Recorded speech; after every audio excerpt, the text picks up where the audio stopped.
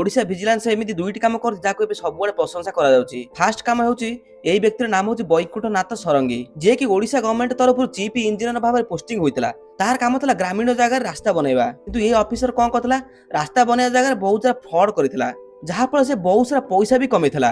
जेतले एई कथा Odisha vigilance team जणा पड़तला, से समय एई व्यक्तिर रिटायरमेंट गोटे दिन पूर्वरु ता ऊपर रेड करथिले, किंतु भिजिलेंस टीम लोक मानकु देखिला परे एई इंजीनियर जणा कोन करतला ना बहुत सारा 500 टंकिया नोट को झरका तलकू फड़े लगिला। एवं जेतले भिजिलेंस टीम ता घर रेड मारथिले ता घर 2.5 कोटी टका कैश मिलिथिला। ଏହା ପରେ ବି ସେହି ଅଫିସର ପାଖରୁ 2ଟି ଫ୍ଲାଟ 7ଟି ପ୍ଲଟ ଏବଂ ବ୍ୟାଙ୍କ ଆକାଉଣ୍ଟରେ 1.5 କୋଟି ଟଙ୍କାର ଅଧିକ ଡିପୋଜିଟ୍ ଥିଲା। ପୁଣି ଏତିକି ଶେଷ ହୋଇଥିଲା ସେୟାର ମାର୍କେଟ ସେ 2.5 କୋଟି ଟଙ୍କାର ଅଧିକ ଇନଭେଷ୍ଟ କରିଥିଲା ଏବଂ ଗୋଲ୍ଡ ବି କିଲେ ପ୍ଲସ୍ ମିଳିଥିଲା।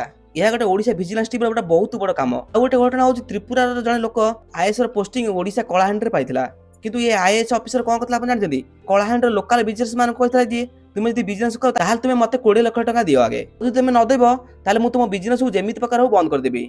ତାପରେ ଏ ବିଜନେସମ୍ୟାନ ଲୋକଟି ଉପାୟ ନ ପାଇ ପ୍ରଥମ କିସ୍ତିରେ 10 ଲକ୍ଷ ଟଙ୍କା ଦେଇଥିଲା, କିନ୍ତୁ ଏ ବିଜନେସମ୍ୟାନ ଲୋକଟି ଗୋଟେ ଚାଲା କାମ କରିଥିଲା କଣ କି ସେ ପ୍ରଥମେ ଭିଜିଲାନ୍ସ ଟିମକୁ ଇନଫର୍ମ କରିଦେଇଥିଲା ଯେ ମୁଁ ଏଇଭଳି କାମ କରିବା ଯାଉଛି ଏବଂ ଯେତେବେଳେ ବିଜନେସମ୍ୟାନ ଲୋକଟି 10 ଲକ୍ଷ ଟଙ୍କା ଦେଇଥିଲା ସେଇ ସମୟ ଭିଜିଲାନ୍ସ ଟିମ ତାପରେ ରେଡ୍ କରିଥିଲେ। ଟେବୁଲ ଉପରେ 10 ଲକ୍ଷ ଟଙ୍କା ଥୁଆ ହେଇଥିଲା, ସେଇ ସମୟ ଭିଜିଲାନ୍ସମ୍ୟାନ ରେଡ୍ ହ୍ୟାଣ୍ଡ ତାକୁ ଧରିଥିଲେ। ତାପରେ ସେ ଆଇଏଏସ୍ ଅଫିସର ସାଙ୍ଗେ ସାଙ୍ଗେ ଆରେଷ୍ଟ ବି ହୋଇଥିଲା, କିନ୍ତୁ ଯେତେବେଳେ ଭିଜିଲାନ୍ସ ଟିମ ମାନେ ସେ ଆଇଏଏସ୍ ଅଫିସର ଘରେ ରେଡ୍ କରିଥିଲେ ତା ଘରୁ ବି 47 ଲକ୍ଷ ଟଙ୍କା ମିଳିଥିଲା। ଗୋଟେ ଆଇଏଏସ୍ ଅଫିସର ସେ କେତେ କଷ୍ଟ କରି ପାଠ ପଢୁଥିବ ତାପରେ ବି ସେ ଫ୍ରଡ୍ କରୁଛି।